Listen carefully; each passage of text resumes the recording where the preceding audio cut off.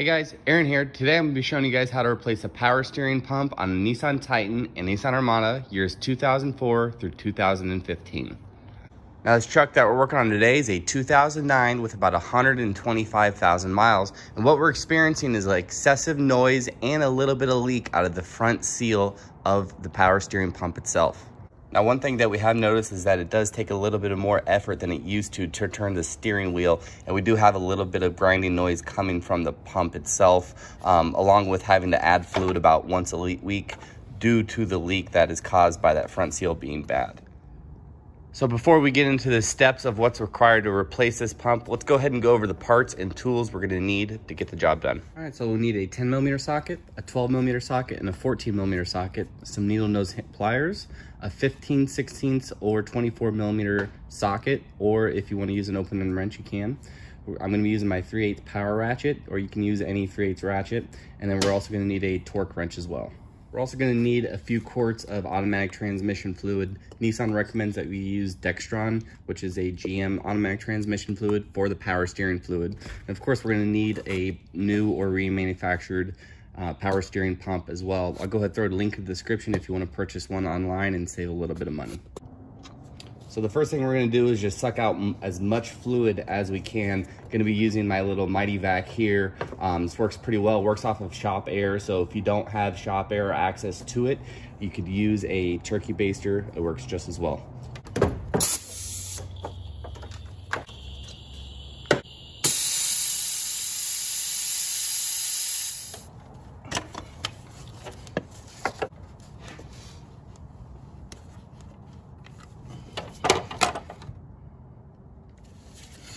All right, so after that, let's go ahead and remove both battery cables and take the battery out of the vehicle.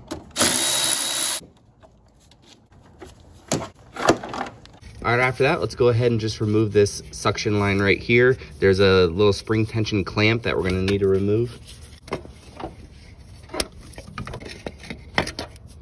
Next, let's take our power steering pressure sensor and just take the connector off.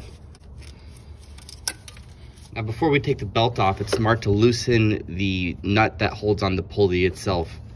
And as you can see, I have a screwdriver wedged in between the pump and the fender right here. It's going through the pulley, so when we turn this nut, the pulley won't turn and it'll actually keep it in place. You may find it for a little while. The pulley's gonna wanna spin, but when it's locked into place, we can take our 19mm open end wrench and remove that nut.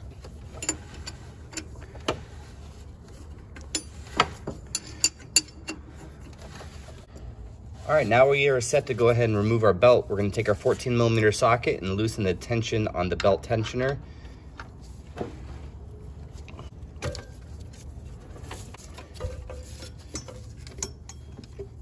Now we can remove our screwdriver.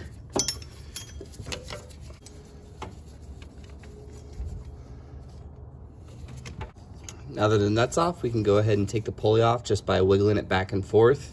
It's not really pressed on, it's held on by the nut, so there it is.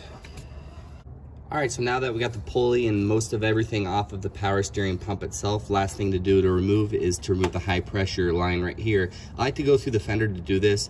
I jack up the vehicle, take the inner fender out. It's not necessary, it just makes the job a whole lot quicker because you do have a whole lot of room, a lot more room to access the banjo bolt right here.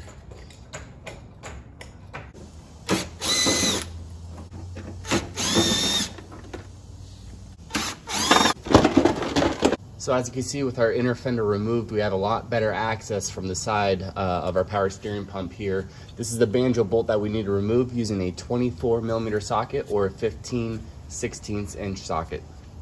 And once we remove this banjo bolt, we're gonna have some fluid leaking down onto the frame, so it's a good idea to have a drip pane underneath. One other thing to look for is that this crimp right here does like to leak. So if that's the case on your vehicle, it's a good idea to go ahead and replace this line right now. I do have another video where I go over the replacement of this line just because it is so common, but as you can see, this line is not leaking, so we're gonna leave it as is.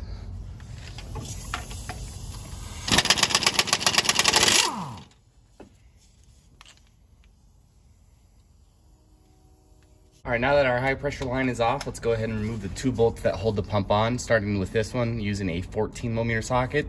Then we're gonna reach around and use a 12mm socket on this front bolt over here.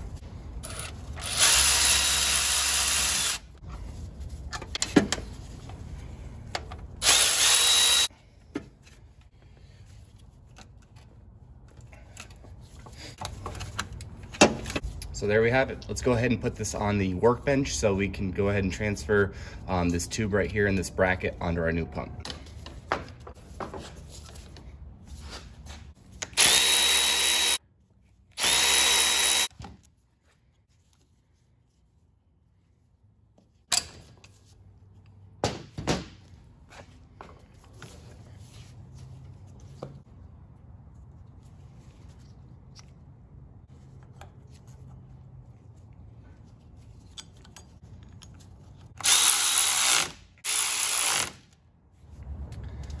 All right, so now that we got everything transferred over to our brand new pump here, we're gonna go ahead and install it and pretty much reverse procedures.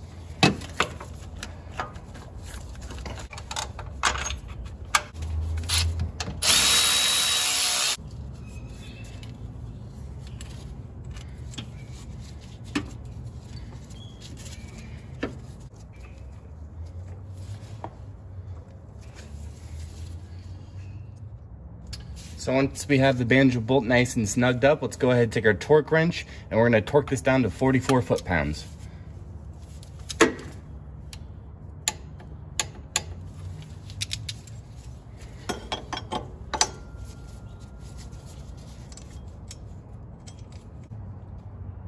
All right, so with our pulley back on and the nut and washer holding the pulley on, it's not tight right now, it's just kind of snug. We're gonna go ahead and snug up that bolt once we have the belt on, and the belt is gonna act as kind of like an extra little hold so the pulley won't turn when we go to torque it on.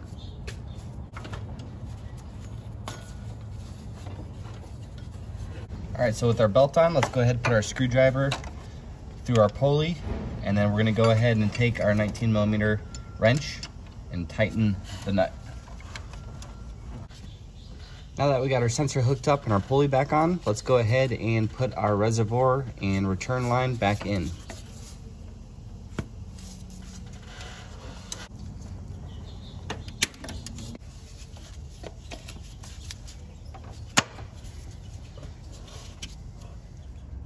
All right, now that we got mostly everything put back together, it's time to go ahead and flush all the old dirty fluid out of the system and replenish it with brand new fluid. What I've done is kept the return line off of the reservoir. What we're gonna do before we start adding fluid is we're gonna take a little cap. I'll go ahead and throw a link in the description of where you can get something like this, just a little assortment of caps, and we're gonna put it on the bottom of the reservoir. And what we need to do next is put the hose from our bleed tool in the return line or over the return line. And this is where all the dirty fluid's gonna be coming out. If you don't have the bleed tool like I do, you can go ahead and just put a bottle or run this down to the bottom of the vehicle where you can catch it in a container. So as we put brand new fluid in, we're gonna be pushing out all the old dirty fluid through this hose here. And I recommend putting the vehicle up on in the air, up on jack stands, just so it's easier to turn the wheel. We're not gonna have to start the motor, so we won't be doing that, but we'll have the ignition on and we'll be turning the wheel, cycling it back and forth, and that'll just draw out all the old fluid and suck in all the brand new fluid from the reservoir that we put in through here.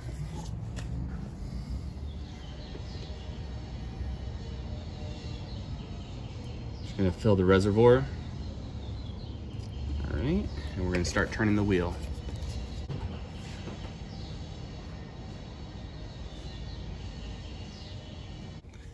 And about every turn or two, we're gonna come back and add more fluid into the reservoir. We're not gonna let the reservoir run out of fluid. That's just gonna cause a lot more air to be introduced into the system, and it's gonna be harder to bleed.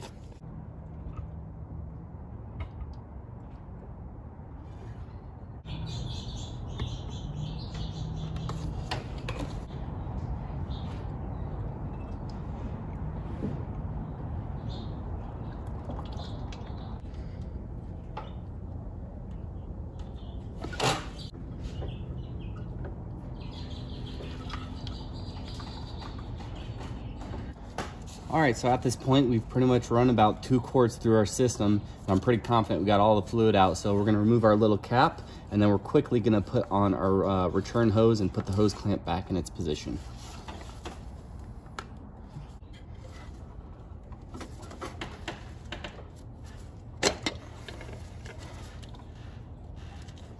All right, so at this point, we're pretty much ready to start the vehicle. Everything is put back together. Once we do start the vehicle, I'm gonna go ahead and turn the wheels over to the left and to the right about 10 times, making sure that the reservoir stays nice and full.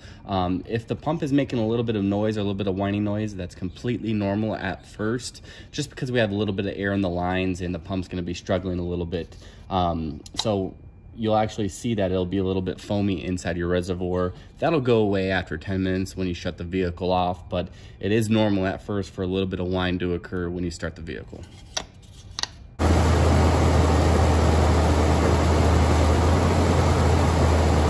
All right, guys, that pretty much wraps up this video. I hope it has helped you out and you've learned something new.